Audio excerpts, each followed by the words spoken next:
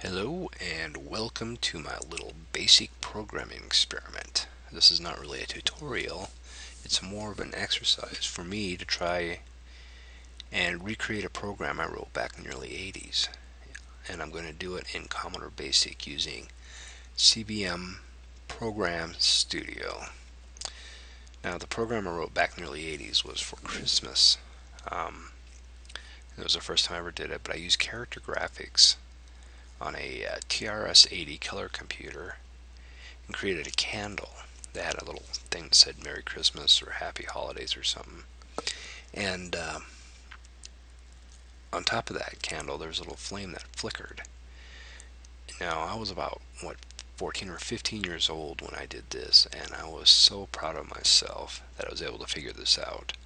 Of course my basic code looked like a mess, a true representation of spaghetti programming, but it was a fun little program, and I've decided that I'm going to dive back into Commodore 64 BASIC and try to recreate that program using just the regular character graphics, nothing too fancy, just a basic program doing a basic character graphics. Now over here on my right, or on screen right I should say, I got my variables, program structure, and some functions. These are things I've looked up and kind of, represent the homework I did to make this. L is for loop. It'll be the for next variable, 10 for L equals 1, 2, 10, next L. So what it does is it counts and executes anything like, in between the for and the next. For example, if you're not familiar with BASIC,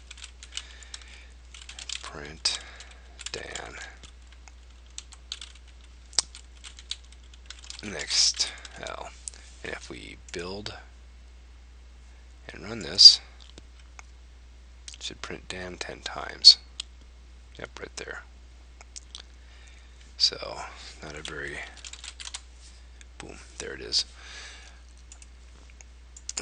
All the computing power of a Commodore 64, and I just totally did the most awesome thing ever.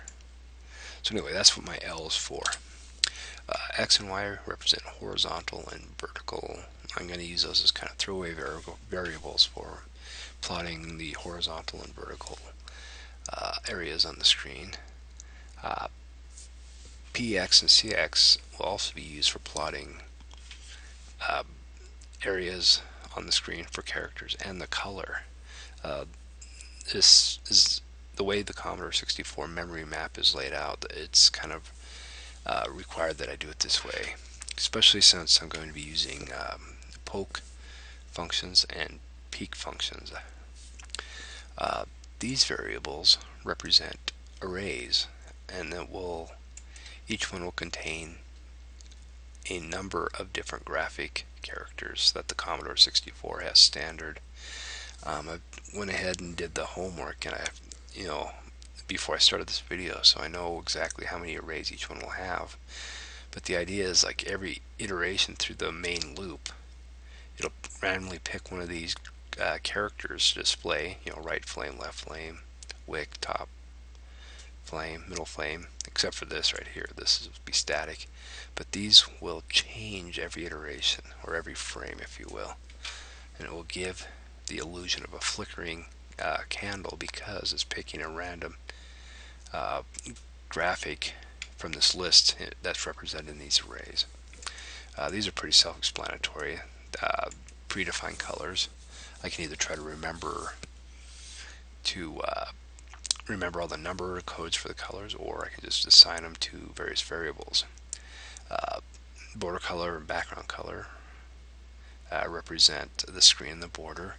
Character color and character represent the character that's going to be poked into memory and the color that will be poked into memory. CS will equal clear screen. I may or may not need that. R equals a random number function, and I'll get more into that later. And TH will be my throwaway variable. Now let's look at the program structure. lines 1 through 100 will be the basic setup and call other setup routines.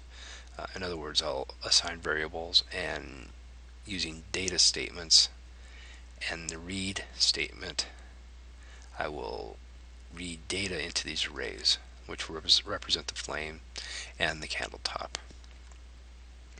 100 through 999 will be the main loop. Matter of fact, let's do this.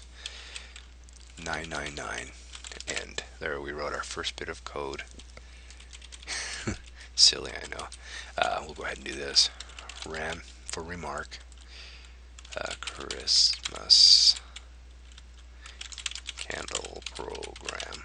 Silly into Ram by Daniel Beal.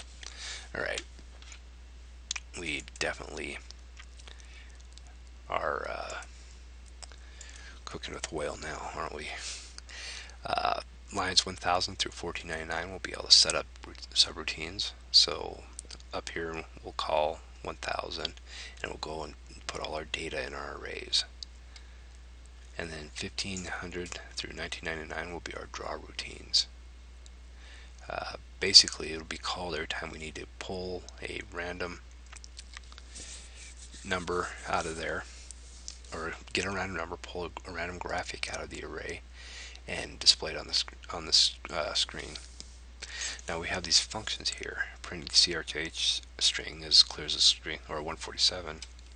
Okay, print CHR string 147 in parentheses clears the screen.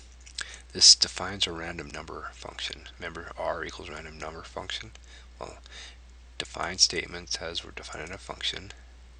F says it's a function, and R, we name it.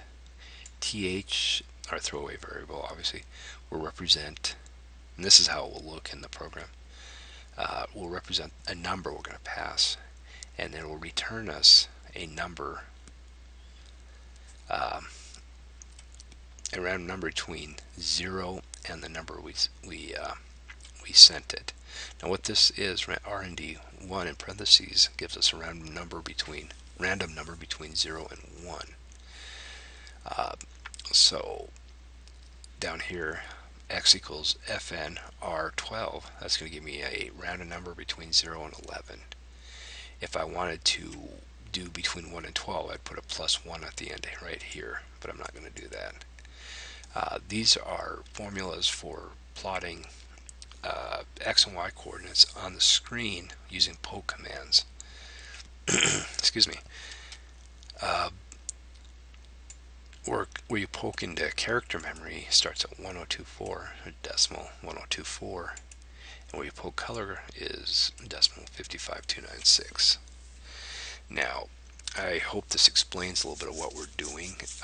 In the next video, we'll actually start coding, and well, I guess we actually started coding now, but we'll start coding and get into a little bit more serious.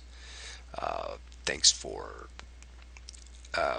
following along in this non-tutorial programming, basic programming video, and if you like the video, hit like or hit subscribe. I'll see you next video. Bye bye.